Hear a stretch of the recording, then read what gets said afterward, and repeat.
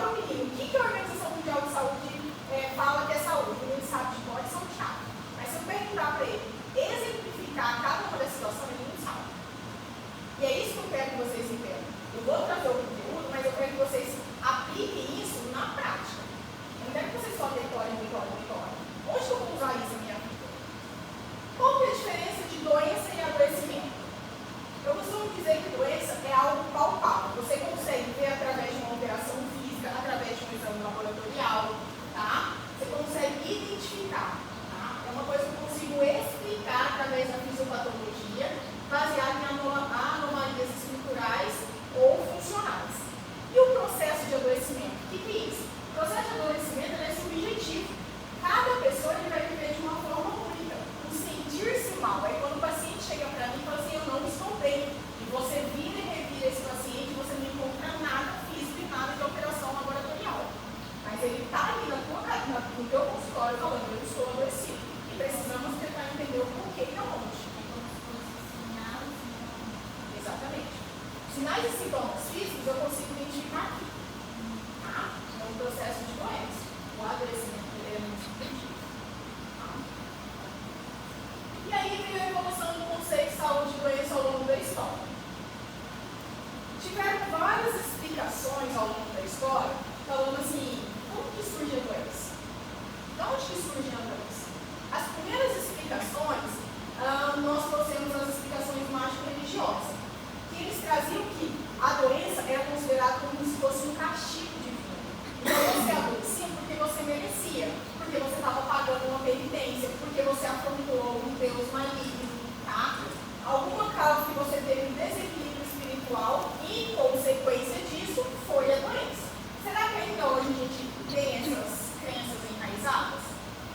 Será que tem paciente que vai perguntar para você e vai falar assim, olha, isso é castigo de Deus? Eu estou assim, ou fulano está assim, porque ele é uma pessoa ruim. Ele está pagando em vida o que está acontecendo com ele. Então, situação hipotética, nessa daqui, vai aparecer assim, eu quando fiquei um tempo melhor em casa, porque quem não sabe melhor em casa, são os cuidados paliativos daqueles pacientes que ficam em internação domiciliar. Eu chegava no senhor, nós me dava comida naquela casa, porque assim, o senhor estava muito ruim, muito ruim. E a filha, a nora, o tempo todo que a gente fazia curativo, ficava aqui na nossa cabeça. Ele não merece isso que vocês estão fazendo. Ele está parando de vida o que ele fez. Esse homem foi muito ruim para a família dele. Ele foi ruim para todo mundo. Só os filhos dele sabem quanto que todo mundo sofreu na mão desse homem. Ele tem que pagar, não. Deus está castigando ele, tem que aceitar. Isso é muito comum. Ainda, apesar de todos os estudos em evolução, isso aqui é muito comum. Então, eu consigo identificar através das falas dos pacientes. Tá. Se antigamente deuses e espíritos eles eram responsáveis por causar doença nas pessoas, quem era responsável por causar cura? Quem mais? Quem? Os deuses também. Deuses, quem mais? As práticas religiosas foram feitas. Muito. A religião assumiu um papel muito importante nesse processo. O que mais? Dependendo de onde você estava, simpatia. Gente, eles faziam tudo. Era simpatia, bruxaria, exorcismo, ritual de tudo quanto é jeito, tá? Porque era isso que eles conheciam. O conhecimento era esse. Eu tenho um problema maligno de Deus e eu preciso resolver. Eu vou resolver como? Com esse tipo de situação, tá? E tinha muito também a questão de relação com a moralidade, tá? E tinha um envolvimento comunitário muitas vezes. O tratamento às vezes era comunitário, não era só individual, então tinha muito isso. Ainda tem isso? Você já ouviu a pessoa que vai na benzedeira? Não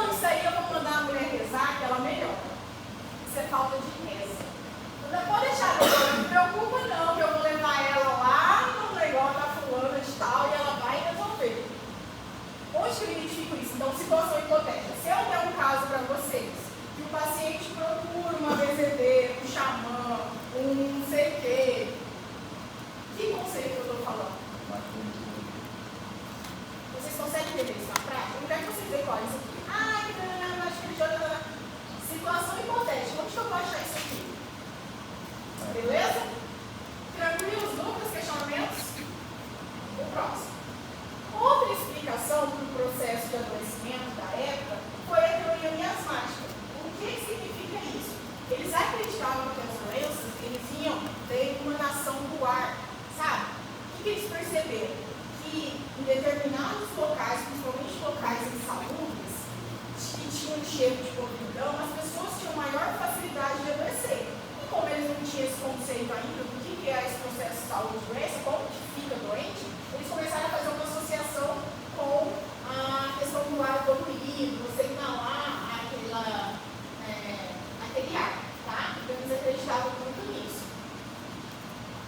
Então a teoria do miasma foi a primeira relação com o meio ambiente, com as condições sanitárias.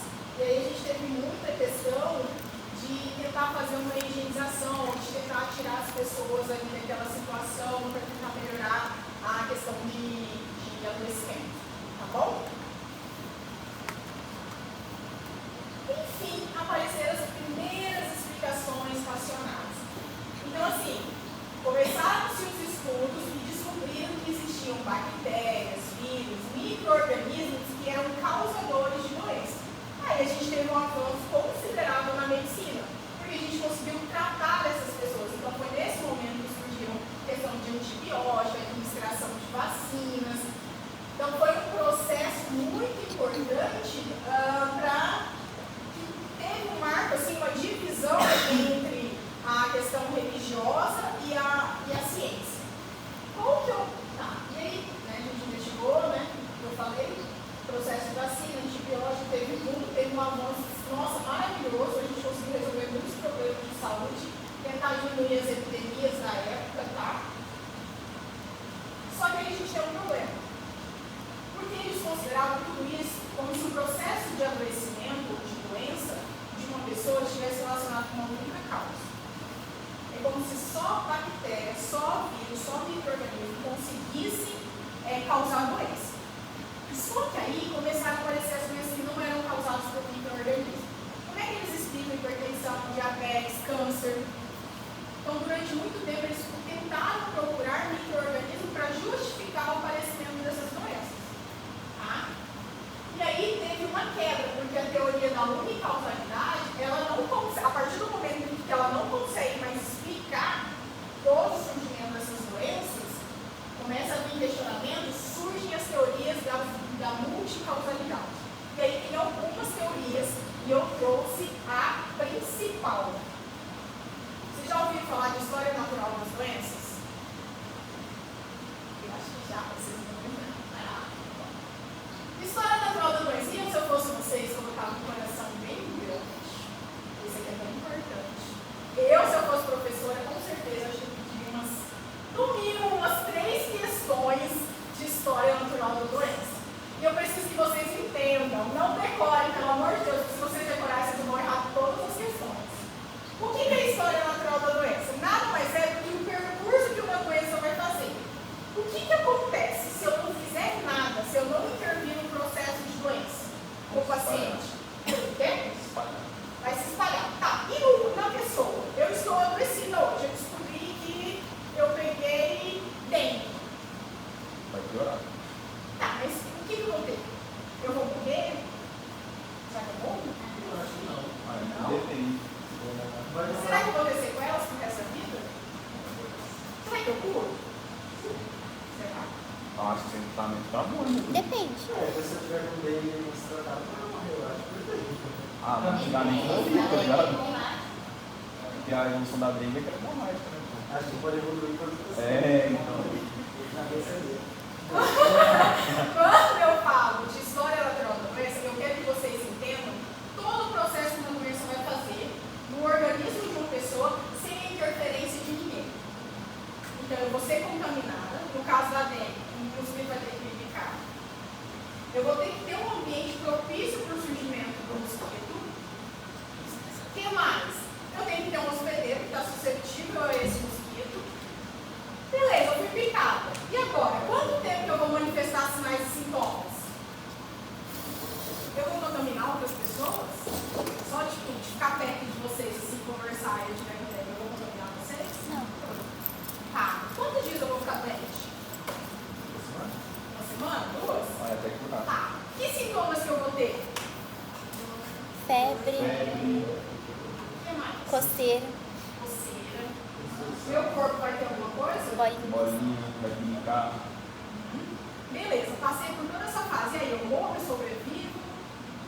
celularidade cai, você fica propenso a pegar mais coisa. Eu acho que você sabe, porque eu nunca vi ninguém correr por dentro. Pois eu conheço. eu já posso dizer eu mesmo. Mas você acha que eu sobrevivo? Beleza, isso é a história de uma doença.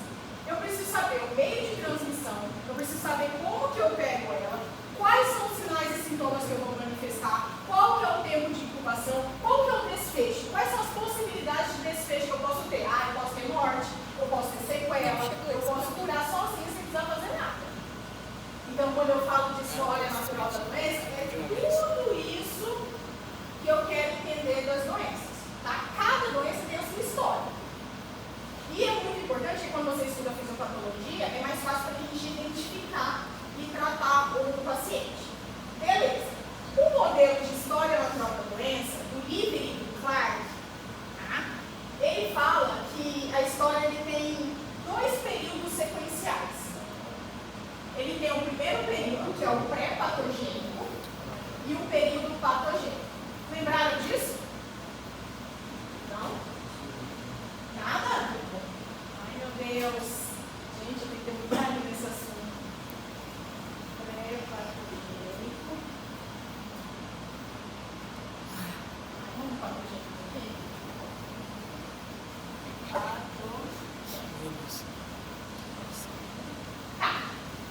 Então, a história natural da doença, 2 períodos. Esses períodos são sequenciais, ou seja, para isso aqui acontecer, obrigatoriamente isso aqui tem que acontecer.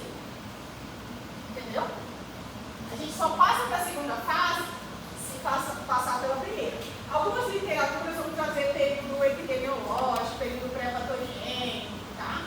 Mas a maior parte da literatura traz período pré-patogênico. Beleza. O primeiro período, ele tem a ver com uma tríade que é muito importante. Faz um coração nessa tríade, tá? Hospedeiro. Leve isso para a vida de vocês. Agente e ambiente. Então, o que essa teoria fala? Se isso aqui estiver em desequilíbrio, eu vou ter um processo de adoecimento. Beleza? Beleza. Deixa eu segurar minha emoção. Nós fazemos prevenção só em quem não está doente? A gente previne a pessoa doente? Faz prevenção para pessoa doente?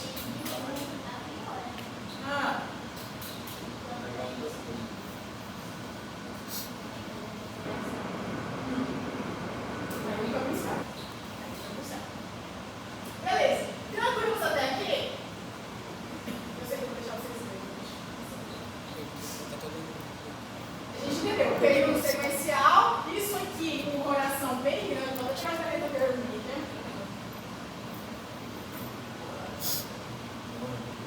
Gente, isso não cai na prova não, tá, gente? Isso aqui, ó, esquenta. Aí depois não vai falar que eu não avisei. Gabriel, só puxa. Porque eu sou chamada de malvada, mas eu não sei nem porquê, porque eu sou totalzinha. Eu falo, nem isso. Beleza. Então, no período pré-patogênico, o que significa isso? Para que não ocorra a doença, de acordo com esse modelo, a tríade ela deve estar em equilíbrio. Caso haja qualquer alteração nesses elementos que compõem essa tríade, a gente tem um arranjo de processo de doença, tá? Aqui, a pessoa está saudável, não doente. Beleza? Aqui, a pessoa está doente.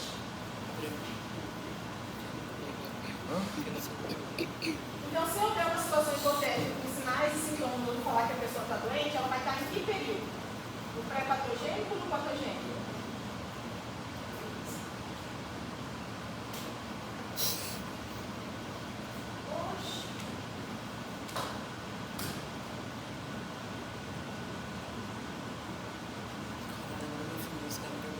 Beleza. Período patogênico.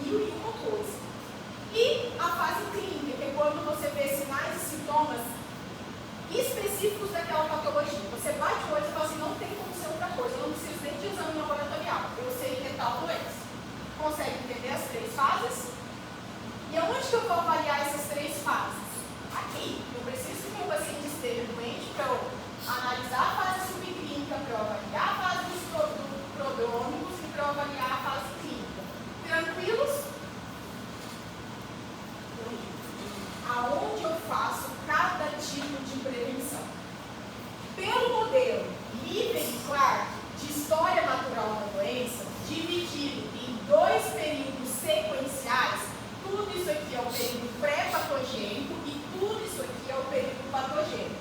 Aqui eu tenho um ambiente saudável, não tenho uma pessoa doente. Nesse momento que eu tenho meu paciente que ele não está doente, eu posso fazer 2 tipos de prevenção com ele. Prevenção primária, do tipo promoção ou proteção. Situação hipotética, eu estou dando o paciente para vocês avaliarem.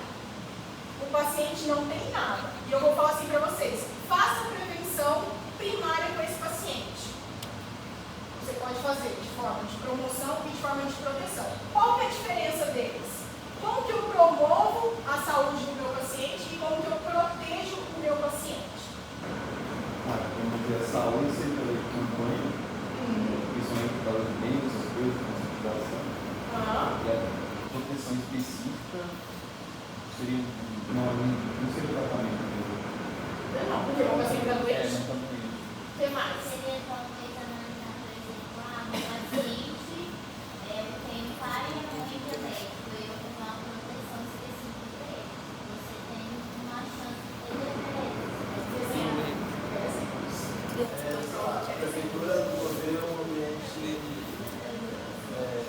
contrário de saúde. Saúde? Saudável. Um ambiente saudável para a população. Isso é o quê? Promoção ou proteção? Proteção. Qual? Proteção. Não é promoção, não? É promoção? Pô, a proteção específica daria para ir na lógica da Carol, né? Por exemplo, pais diabéticos, pais com infarto, através do histórico familiar, você faz uma proteção específica do paciente. Mas eu quero exemplos. tipo alimentação. Tá, alimentação é o quê? Se eu chego com o meu paciente e falo assim, você tem que comer bem. Qual que é desses 2? Ainda é promoção, Promoção. sabe? Beleza. Você vê um defeito específico daquela região, pessoal, você vai promover uma proteção específica. Exemplo. O pessoal que tem idoso, em relação a O cloro. cloro. Pronto. O cloro dentro da caixa d'água é o quê? Proteção. Atividade física, promoção ou proteção? Promoção. Promoção. Alimentação saudável, você já falou. Vacinação. É proteção Manutenção. específica. Pera lá, não entendi nada. Ah, vacinação é proteção específica, que é de um indivíduo só. Proteção. Vacinação entra aqui. Vamos lá para a dica. Se eu vou proteger contra uma doença específica, eu vou fazer proteção. Tudo que for amplo, que vai abranger várias patologias, eu vou fazer promoção. Atividade física eu vou para tudo. É para hipertenso, para diabético, para manutenção do peso, para bem-estar. Eu não estou específico para uma patologia X, Y, Z. Quer ver outro exemplo? Usar EPI no local de trabalho. É promoção ou proteção? Proteção. Ah, É específico por quê? é de um indivíduo só. Eu não quero que tenha um acidente de trabalho. Eu estou protegendo o quê? Que meu funcionário tenha um acidente de trabalho. Aplicação de flúor.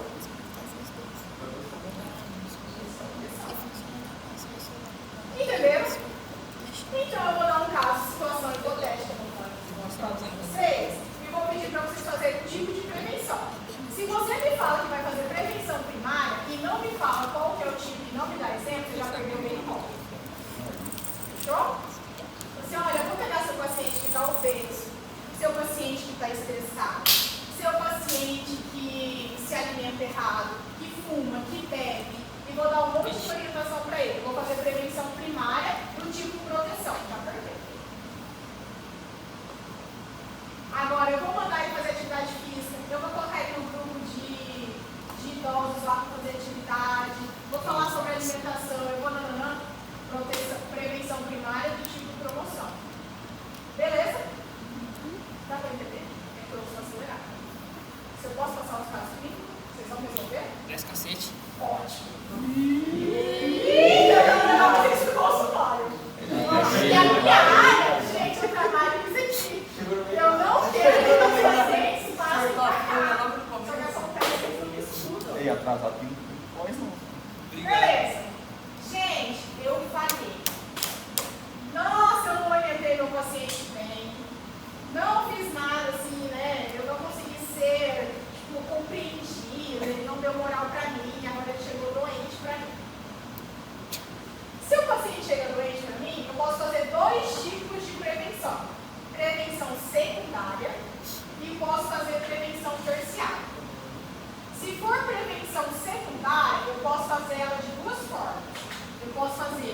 um diagnóstico precoce, um tratamento imediato e posso limitar o dano.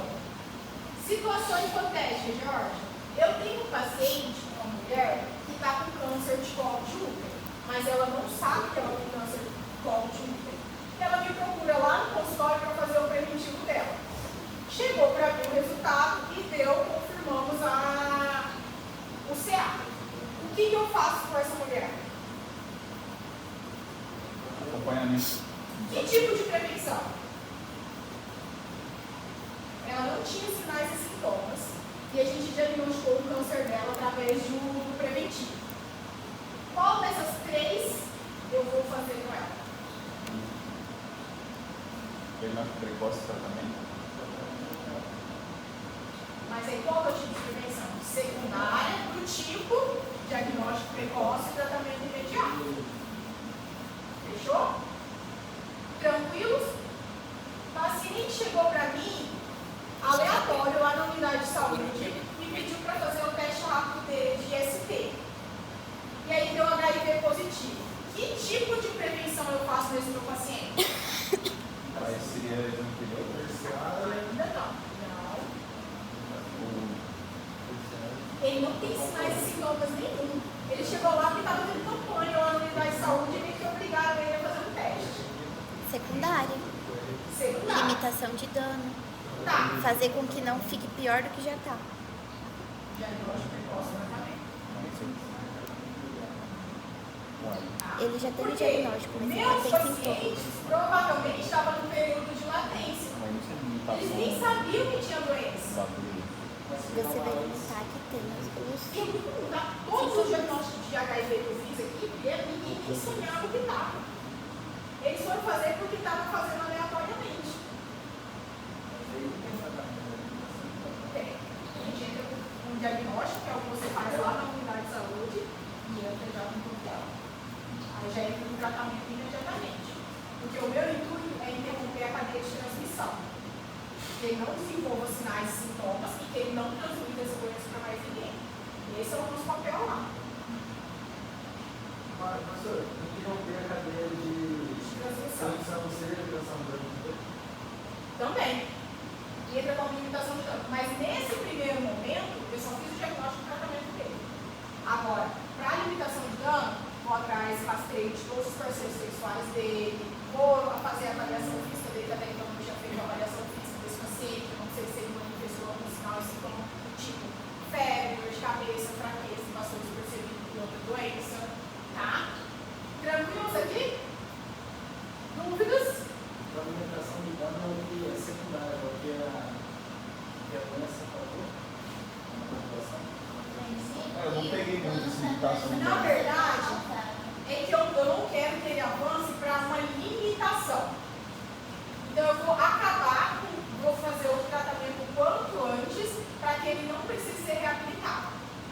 Entendeu? Como é que eu Porque sei a o limitação? tratamento vai limitar os dois vai juntos aqui, não? Quer uma limitação de dano? Dá bem que vocês me deram um exemplo. Para quem não tem edema hemorrágico, o que eu vou fazer? Primeira conduta que o médico faz. Qual que é o remédio que ele faz? de pílula. Hidratação. Se eu der anti-inflamatório para o meu Pior, vai paciente, estar eu faço edema hemorrágico. Quando eu tive diagnóstico, Então, só a minha tive de limitação pílula. de dano é eu entrar com etilon, analgésico, Nossa, que médico é paracetamol, esse? não deixar Eu com não imagino. Opera? edema hemorrágico. Entendeu? Tranquilos até aqui no exemplo? Então, por exemplo, na prova, daria para, por exemplo, se tivesse paciente da dengue, e citasse o uso de antibiótico anti-inflamatório, o não uso dele seria limitação do dano? Sim. Aqui, por exemplo, eu já vou ter um sinal específico da doença. Eu já vou ter sinais clássicos da doença. E eu não quero que chegue nessa situação. Entendeu a explicação? Sim. A partir do momento que eu tenho sinais e sintomas de agravo de uma doença, eu já estou na fase de dano dessa doença. Eu não quero que chegue aqui.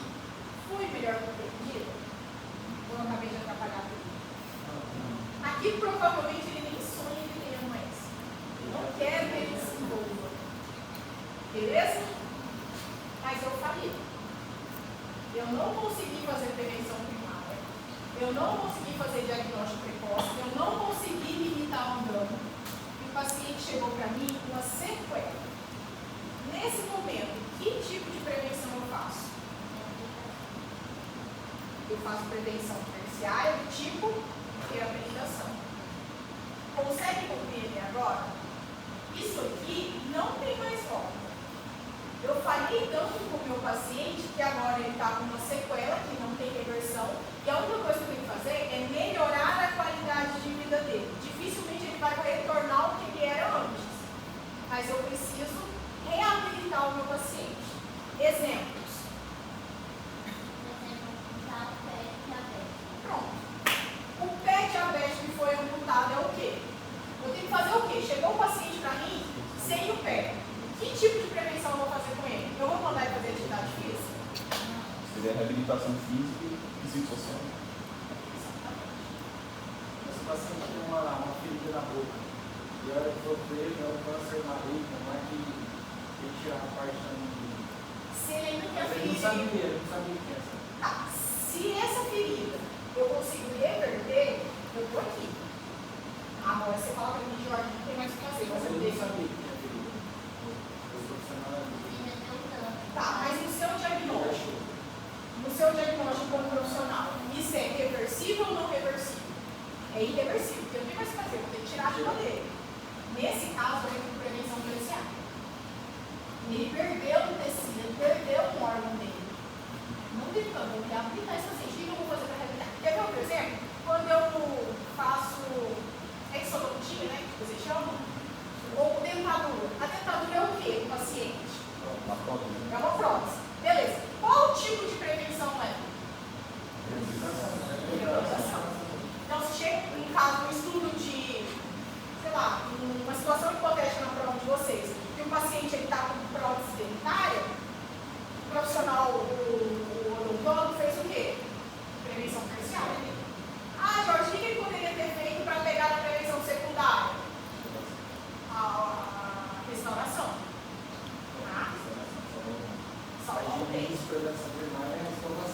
Exatamente. Se alguém tivesse chegado no carro e assim, ó, você tem que escovar o dente depois da refeição, ó, tem que passar o fio dental, ó, você pode fazer a aplicação de flúor. Vai lá no meu consultório que eu vou fazer uma limpeza e vou fazer a aplicação de flúor.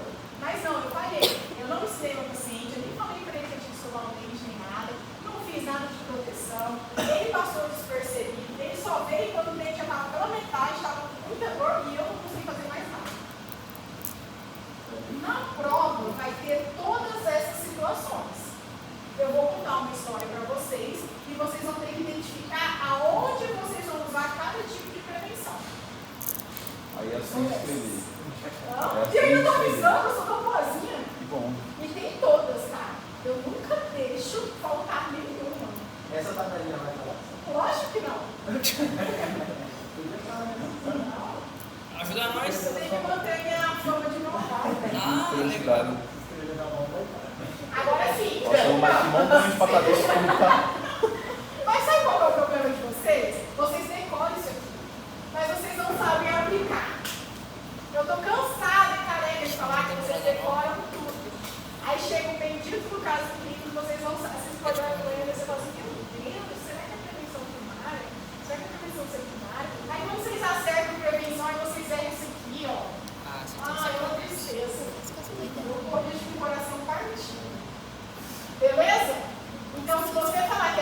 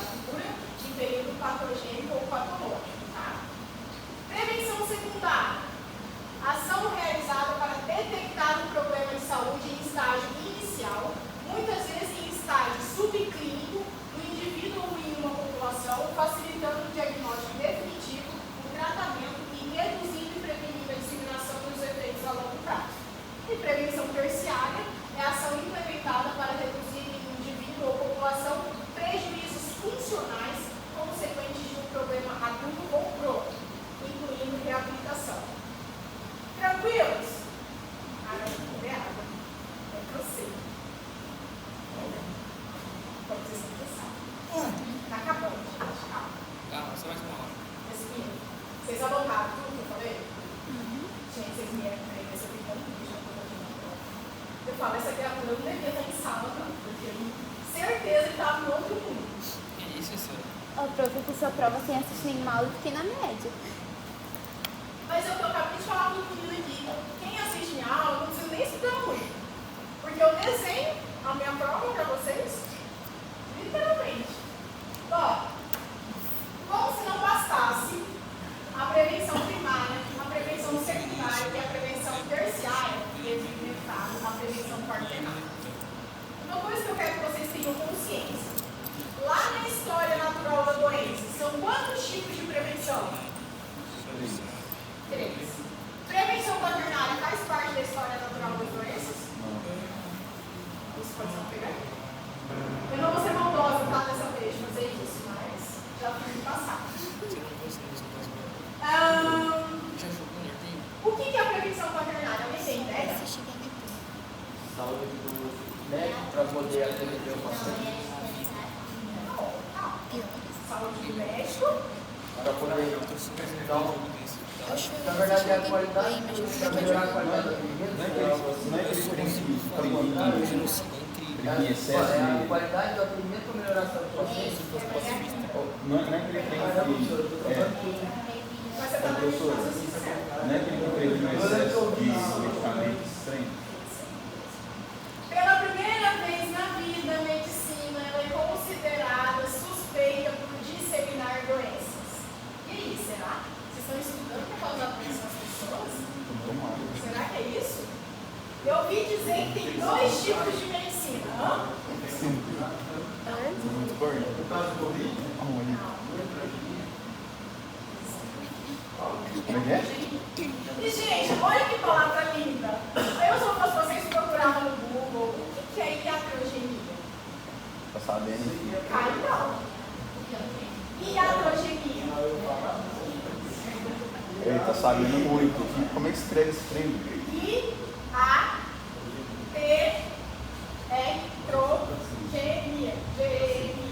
É quando o paciente nasce, porque Você tomou algum processo desse trem? Cuidado! Errar, eu não consigo nem. Eu não falo nem que erro tá todo mundo passivo, tá, gente? A gente erra mesmo. Eu aprendi a não condenar o erro. Mas não é isso ainda. Não é o fato de a gente errar porque a gente não erra com o intuito de querer errar. A gente erra porque. Não. A gente está consciente ainda faz. Aí que tá o problema. Eu estou consciente do que eu estou falando para o meu paciente, do que eu estou pedindo para ele, e mesmo assim eu estou exagerando na minha conduta. Em vez de fazer bem para o meu paciente, eu estou fazendo mal. O que significa isso? Essa frase é maravilhosa. Primeiro, não cause um dano para o seu paciente. Primeira coisa que eu falo para você, Jorge, eu não sei o que fazer com o meu paciente. Não causa dano para ele, não. Primeira coisa. Por que você está falando isso para mim? Porque na prevenção quaternária, eu venho para falar para vocês, para proteger o meu paciente do profissional médico, do profissional enfermeiro, do profissional de saúde.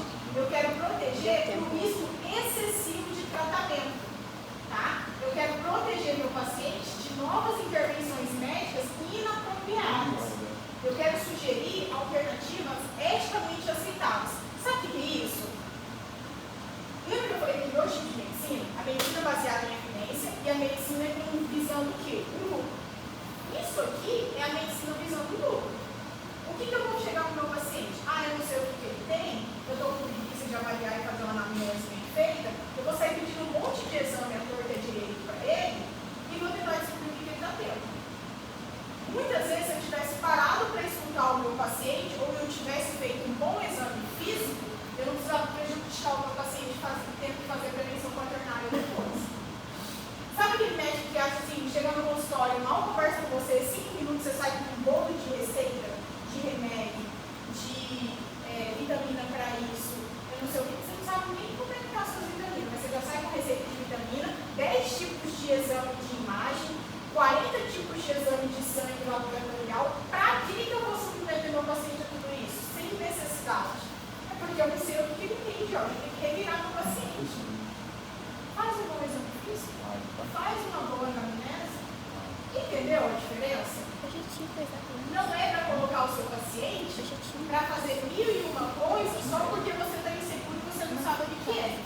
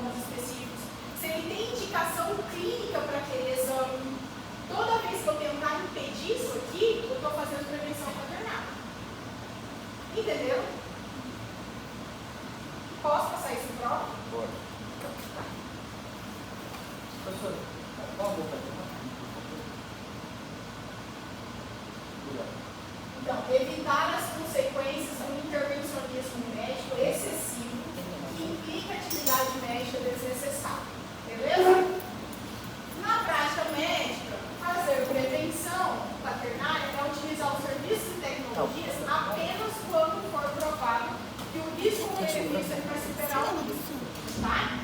Que o benefício vai superar o risco.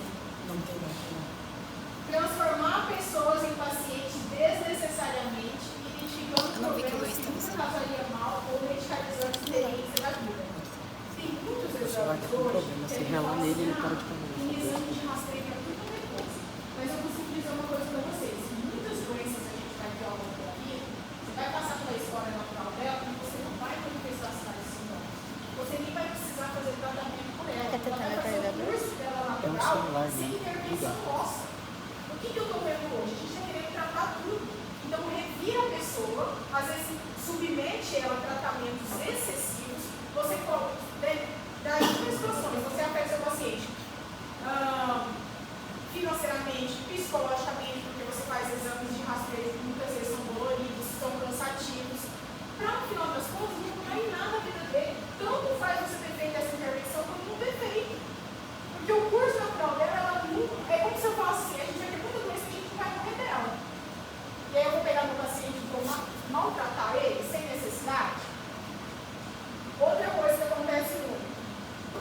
Hoje em dia está sendo difícil porque as pessoas não vão mais sentir nada. E está todo mundo sendo rotulado.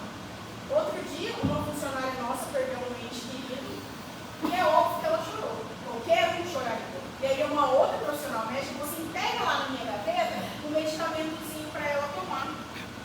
Gente, hoje em dia até o luto tem que ser medicado, tem que entrar com medicação para luto. A gente precisa chorar, é natural, faz parte do processo. A gente vai ficar triste, eu vou ficar uns dias triste, eu estou perdendo uma pessoa que é muito importante na minha vida. E o que a gente está tentando fazer muitas vezes? Anestesiar tudo isso. Deixei enfiando medicamento a torta direito, sem necessidade nenhuma, sem evidência nenhuma. Outra situação que eu peguei na unidade de saúde foi um casal de idosos com a vitamina B lá em cima. Eu nunca tinha pegado um exame de vitamina B tão alto na minha vida. Eu peguei os dois casais, eu falei, vem cá, o que está acontecendo? Por que está tão mal? Ah, minha filha manda a gente tomar vitamina B, eu estou tomando vitamina B tem mais de 2 meses. Eu falei, mas quem indicou isso aqui para o senhor? É minha filha, porque alguém falou para ela que falta de vitamina B causava isso, isso e isso. Você está vendo isso que a gente está fazendo com as pessoas? A gente está medicando, muitas vezes a gente acha que é suplemento simples, é vitamina, isso e aquilo outro, sem necessidade, sem critério nenhum. Então, muito cuidado com a medicalização desnecessária, tá? A gente está deixando as pessoas doentes ou está tentando medicar situações de vida que não precisariam ser. Pedido de exame à torta direito. Às vezes você quer se livrar do paciente, você não aguenta mais o paciente, ou você quer terminar a consulta logo, você quer passar uma receita para ele e você quer passar um exame para ele. E eu entendo essa pressão, porque eu sofro essa pressão todo dia. Se você sentar para o paciente e você não entregar nenhuma receita para ele vai fazer que ele pede que presta mal. Sabe o que ele me passou? Dipirona. E você vai passar dipirona, ele nem precisa de dipirona. Mas você vai passar que você está com medo de falar para ele que ele não precisa tomar remédio. Aí o paciente vai falar assim para mim, mas doutor, no meu caso é antibiótico. Eu só melhoro depois do antibiótico. Você pode passar anti-inflamatório, você vai ver que não tem indicação de antibiótico, mas o paciente vai virar para você, doutor, não vai resolver. Porque da última vez que eu tive isso, eu só curei com tal da azitromicina. E aí você vai sofrer pressão. E aí você vai sofrer a pressão? Ou você vai sofrer um remédio placebo por ele? Mas aí você está fazendo o quê? A mãe está tratando. E o que eu não quero? Eu quero que você senta com o paciente e explica para ele. Ó, não tem indicação. Eu uso antibiótico quando? Quando tem uma bactéria. Nesse momento, eu olhei a garganta do senhor, não tem sinais nenhum. Olhei, fiz a ausculta, fiz outros, não tem nada. Você não consegue. Mas ele vai ser bom com você. Certeza. Você vai eu estou te falando, você vai prescrever um mínimo antibiótico. Você vai falar assim para ele, olha aqui, meu filho. Se você tiver dor, ou se você tiver febre, você vai tomar essa dipirona aqui. Ah, mas ele vai sair da posse de não presta esse médico. Mas se você explicar sabe o que ele passou para mim? Pode tomar, e fica aqui no saco ainda. Mas é diferente. Quando a gente tem que explicar, eu sei que é difícil, porque a compreensão muitas vezes do seu paciente é quase nada. Mas tentar justificar o máximo. Porque o que a gente faz muito, a gente peca muito. No cansaço do dia a dia, na rotina, a gente só quer se livrar do paciente. Nós não queremos explicar para ele o que é e por que ele está tomando aquilo. Você está com uma lista de 50 pacientes para você atender e você só quer despachar. Ô meu pai amado, vamos,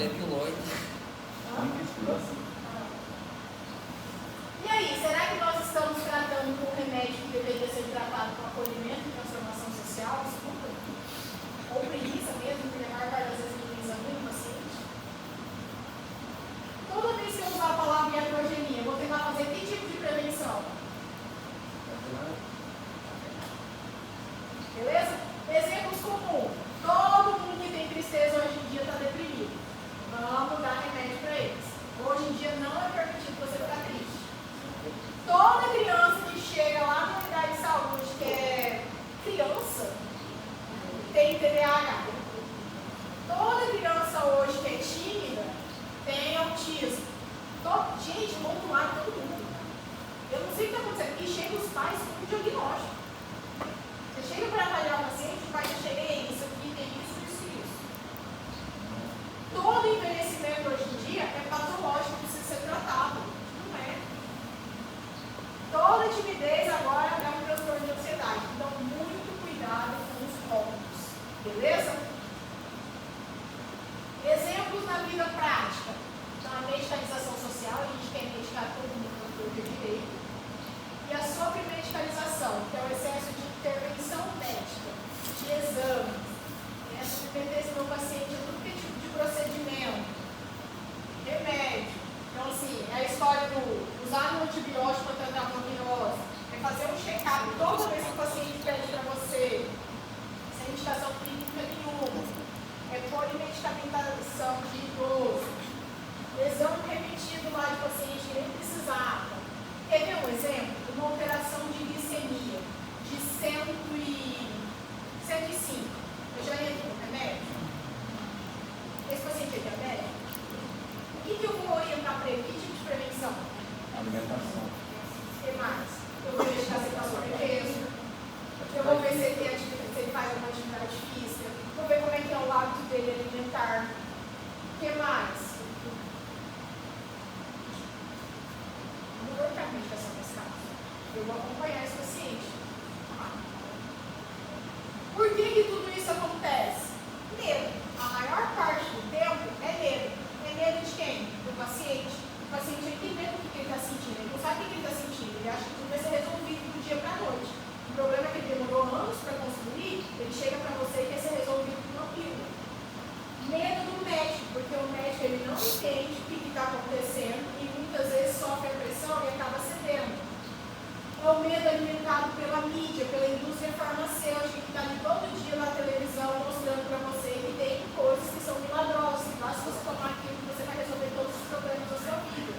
Tá? O medo de vocês, principalmente quando vocês saem da faculdade, de perder um diagnóstico, de deixar passar batido alguma coisa, aí se vocês têm insegurança, acabam pedindo um monte de coisa.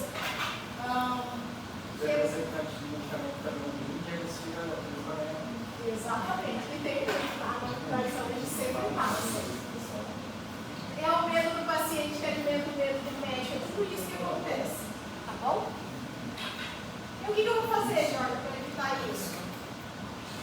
Nós vamos assumir uma postura de prevenção quartenária, a gente não vai aceitar isso, tá? A gente vai explicar, a gente vai usar a evidência científica, aceitar que vai ter queixa que o paciente vai trazer para você que não vai ser fisiológica.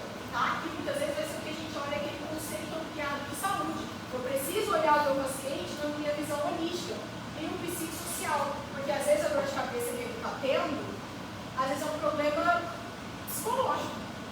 Você vai olhar para onde o cara está morando, ele não tem condição nenhuma, ele está com conta atrasada para pagar, ele tem 10 filhos, ele não está comendo direito. Então a dor de cabeça dele não é que ele está com câncer na cabeça, ele não precisa de uma tomografia. Tá? Relação médico-paciente, todo paciente gosta e confia de você, gente. O que você fala é verdade absoluta. Eu tenho que tomar muito cuidado, porque uma vez que ele confia no médico falou para ele uma coisa que não era legal, que não era verdade absoluta, ele vai carregar isso no resto da vida. Ele vai chegar e vai falar assim para mim, mas o doutor falou que eu tinha que fazer isso. Então, toda vez que eu tivesse isso, era para eu fazer isso.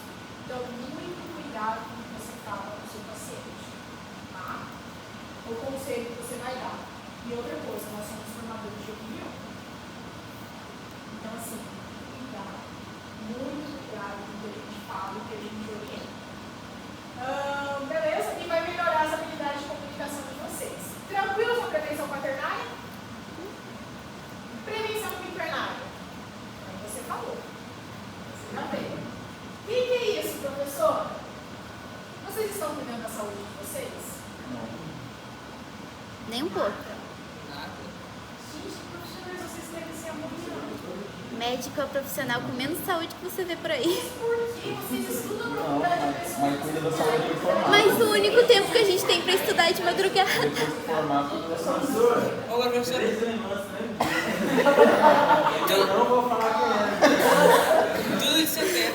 Pera lá, mas vocês estão se alimentando bem quando é saudável? Não. Professor, nós estamos vivendo de Subway, padaria, esses três. Ela se alimenta de vento. Mas você faz uma atividade física? Com que tempo? Eu tenho a matrícula na academia, mas eu só malho quando eu não tô em prova. Esses dias eu fiquei 50 horas seguidas acordada estudando pra anatomia.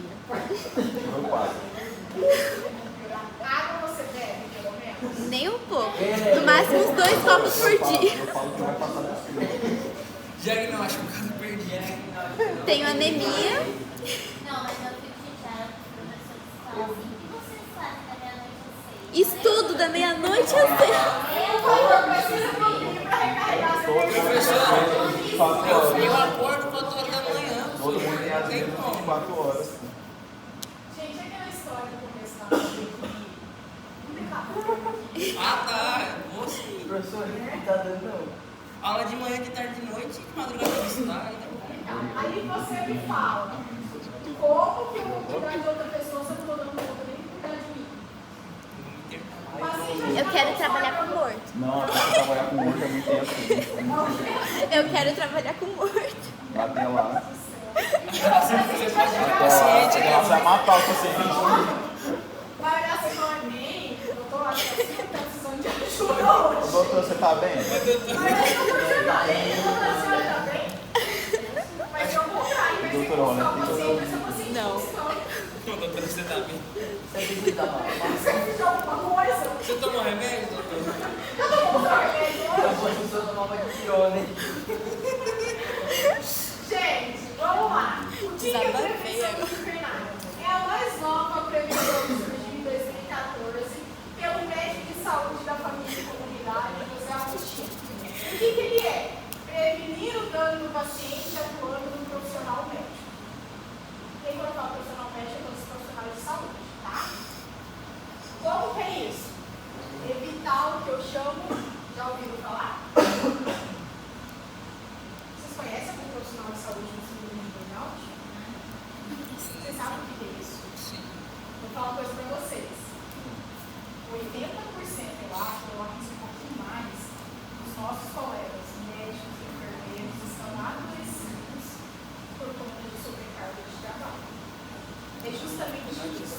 São horas excessivas de plantão. Não dorme, não come direito, não faz atividade física, não tem um momento para extravasar tudo isso.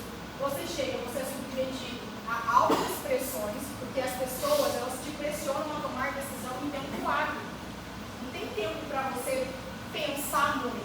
Tá ali, doutor, o que nós vamos fazer? Doutor, o que eu faço agora? Doutor, está esperando o senhor? É o tempo todo assim. É cansativo e exaustivo porque é uma profissão que ninguém vai te procurar porque está bem e porque está feliz. Todo mundo vai querer resolver algum problema de saúde para ontem e vai descarregar tudo em vocês. Muitas vezes vocês vão ser testados, e eu falo testados de toda forma, física, mental, tá? Então assim, cuidem de vocês. Não precisa chegar nesse estado. Tirando a parte, você falando que até impressionar vocês, vocês têm que escrever a gente, professora. Vocês escreveram até agora. E assim, nós estamos saindo adoecidos das universidades, das faculdades. E a gente pode nem culpar um trabalho. Assim, não, o cara sai doente, já. Professor, Tá entrando no mercado de trabalho doente.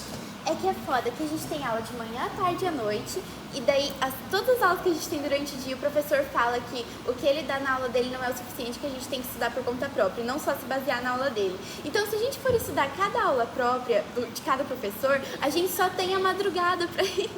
Aí a gente passa a madrugada acordada pra no dia seguinte estudar o dia inteiro na faculdade, mais uma madrugada, o dia seguinte só sobrevive à base de remédio. Apesar de não concordar, mas eu te entendo.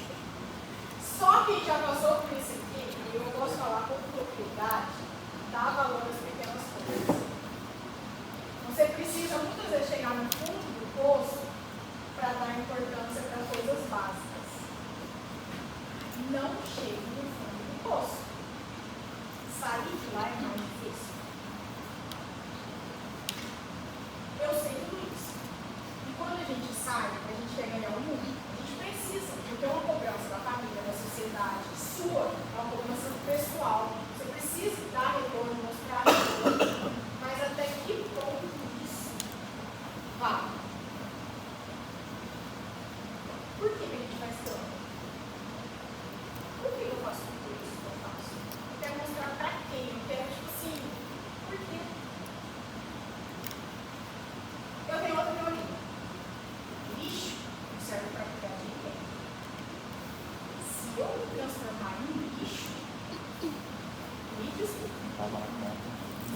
Eu não consigo cuidar das pessoas. E eu falo isso não é para o profissional de saúde, eu falo isso para quem é cuidador.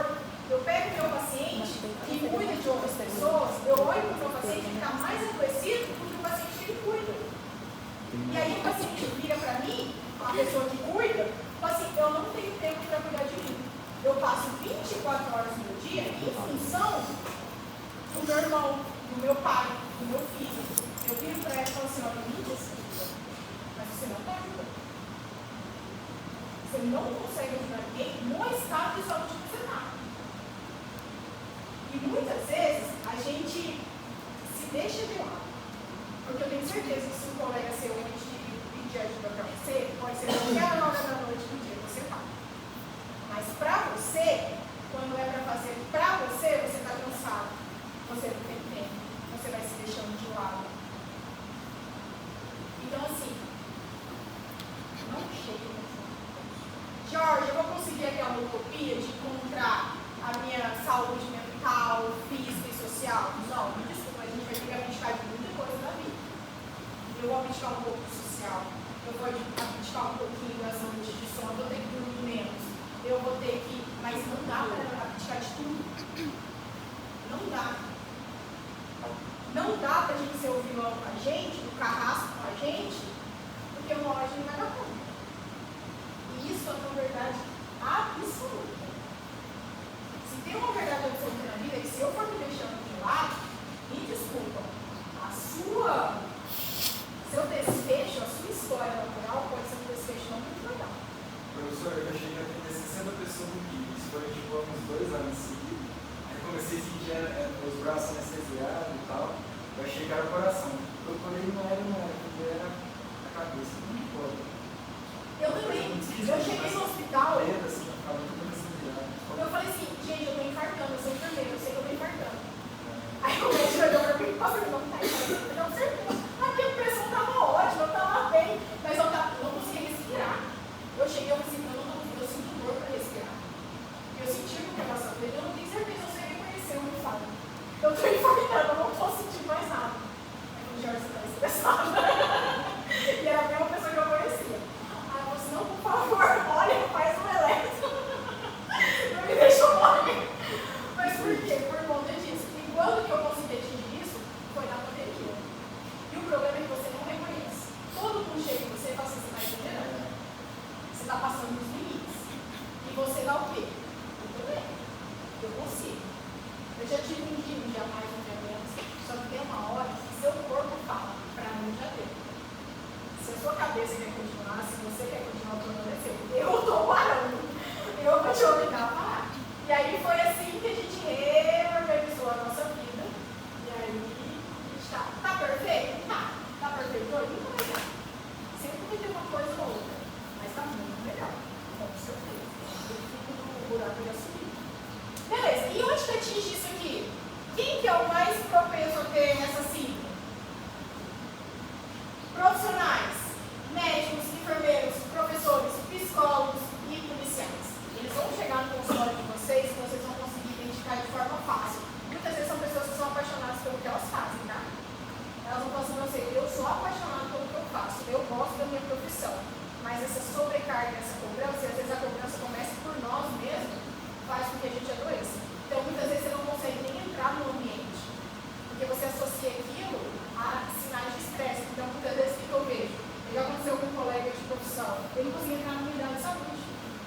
Meu pai não consegue entrar na pai dentista também. Ele consegue entrar na são dessas falta de ar. Eu já vi profissional assim. Tá? Muito comum. A gente viu muito tempo de urgência e emergência também e consegue passar depois na frente, tipo assim. Porque fica muito tempo lá, né? Passa por situação muito assim, porque vocês vão ter muitas notícias ruins ao longo, né? Vocês vão conseguir salvar todo mundo, vai acontecer uma situação ou outra, você vai ficar pensando, pô, podia ter diferente, nossa, deixei passar a batida, enfim. Cuidado, tá? Então, aqueles que lidam com a saúde e teoricamente deveria saber o caminho para se livrar dessa síndrome, não estão livres. Beleza? E aí, o que eu faço para evitar a prevenção quinquenária? Eu tenho que atuar com um profissional de saúde. Como que eu vou fazer isso? No biopsicossocial dele,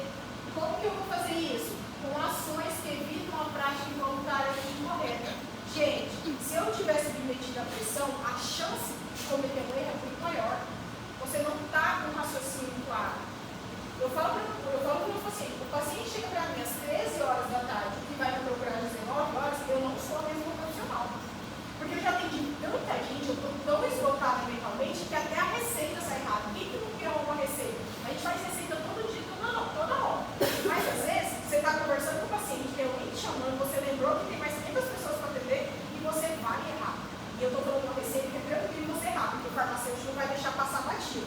Mas e se eu errar alguma coisa? Entendeu? Então, assim, não tem como.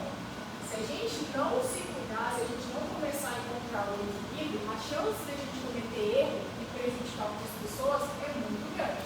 Então, ao invés de tentar ajudar, eu vou estar prejudicando muitas pessoas.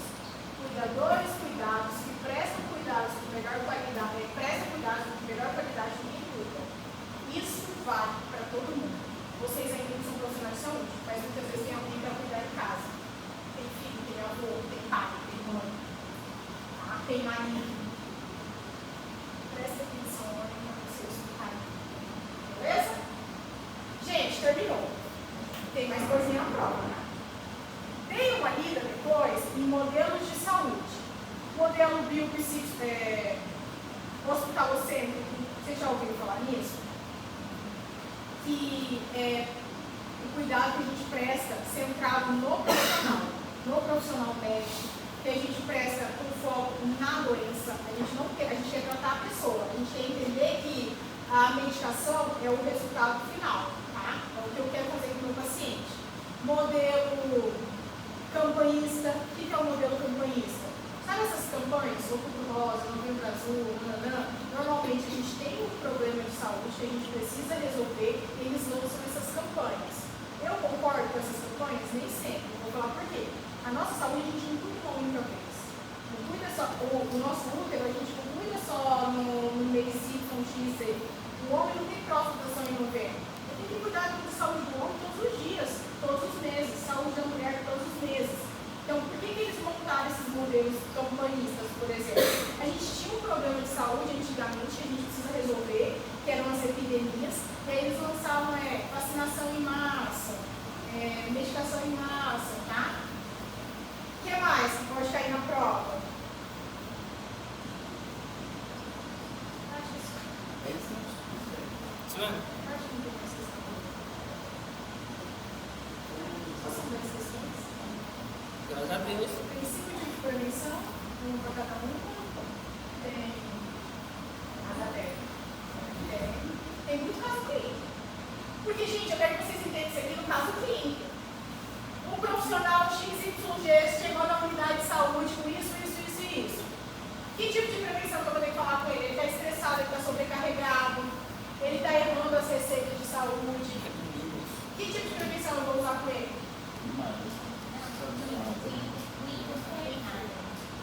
Exatamente. Eu estou com um paciente sequelado. E eu vou descrever o caso clínico lá do paciente. Ele está com alguma coisa que é irreversível. Que tipo de prevenção que eu vou fazer nesse paciente? Se a área de reabilitação. Eu tenho um paciente que está todo bagunçado da vida dele, que não dorme direito, que não come direito. O que eu vou fazer com essa criatura? Interna. O que nós vamos fazer com a nossa colega? Que tipo de prevenção? Qual que é o número do CAPS? Eu acho que essa daí é só. Eu vou fazer o quê? Prevenção secundária, terciária, enfermária? Primária.